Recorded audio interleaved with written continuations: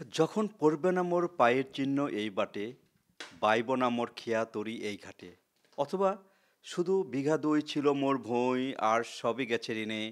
বাবু বলিলেন, বুঝেছ উপেন, এই জমি লইব কিনে। কবিগুরু রবীন্দ্রনাথ ঠাকুরের অমর এই গান ও কবিতা যেখানে বসে তিনি রচনা করেছিলেন, সেই রবীন্দ্র কুঠিবাড়ি নিয়ে যাব আজ। শুধু এ দুটি গান কবিতাই নয়, যে গীতাঞ্জলি গ্রন্থের জন্য নোবেল পুরস্কার পেয়েছিলেন তার অনুবাদও করেছেন এই কাচারি বাড়ি থেকে। এছাড়া সোনার তরী, চিত্রা, চৈতালি গ্রন্থ লেখেন এই ঠাকুরবাড়ি থেকে। বন্ধুরা, দেরি নয়, যাওয়া যাক রবীন্দ্র কুঠিবাড়ি, শিলাইদহ কাচারি বাড়ি। কুষ্টিয়া শহর থেকে 15 কিলোমিটার দূরে কুমারখালী উপজেলায় শিলাইদহ ইউনিয়নের খোরশেদপুর গ্রামে পদ্মা নদীর কোল ঘেঁষে এই রবীন্দ্র কুঠিবাড়ি। শুকনো মৌসুমে পদ্মার চর পাড়ি দিয়ে পাবনা শহর থেকে প্রায় 10 কিলোমিটার পাড়ি দিলেই যাওয়া যাবে কুঠিবাড়িতে। সামনে এগুতে রাস্তার দুধারে নানা শৌখিন জিনিসপত্রের দোকান। মাটি, প্লাস্টিক, কাঠ, বাঁশ, বেত, কাপড় সহ নানান ধরনের জিনিসপত্রের পসরা সাজিয়ে আছেন দোকানিরা। দোকানগুলি থেকে নানা স্মারক স্মৃতি কিনছেন দর্শনার্থীরা।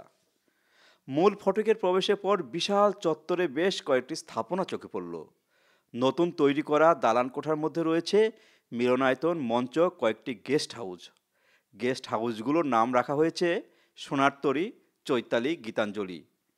আর একটি ছোট গেট পার হয়ে সোজা পথ ধরে বকুলতলা পুকুর ঘাটে গেলাম। যখন পড়বে না মোর পায়ের চিহ্ন এই বাটে। হ্যাঁ, কবিগুরু রবীন্দ্রনাথ ঠাকুরের যে অমর যে গানটি, সেই গানটি এখানে বসে রবীন্দ্রনাথ ঠাকুর রচনা করেছেন। আর সে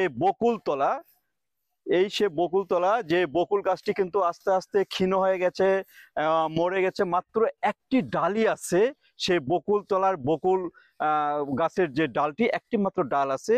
আর এই যে ঘাট, এই ঘাটে কিন্তু কবিগুরু রবীন্দ্রনাথ ঠাকুর সেই গানটি গেয়েছিলেন। পায়ের চিহ্ন এখানে পড়ে না, কিন্তু তার যে স্মৃতি, সেই স্মৃতি বিজড়িত সেই ঘাটটি কিন্তু এখনো আছে, এবং সেই বকুল গাছটিও আছে। আর এইটি স্মরণে কিন্তু আরেকটি বকুল গাছ এখানে লাগিয়েছেন। এইটি ভারতের প্রয়াত যে রাষ্ট্রপতি, তিনি এই গাছটি লাগিয়েছেন। প্রণব মুখোপাধ্যায় তিনি এই গাছটি লাগিয়েছেন।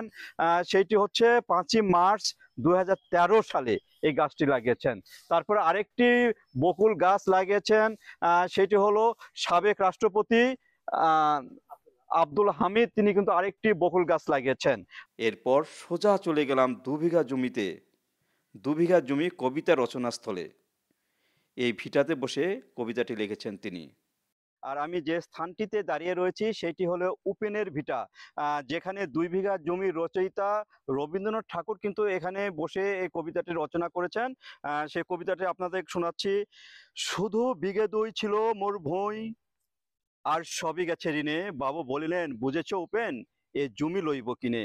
কহিলাম আমি, তুমি ভূস্বামী, ভূমির অন্ত নাই, চেয়ে দেখো মোর আছে বড় জোর মরিবার মতো ঠাই।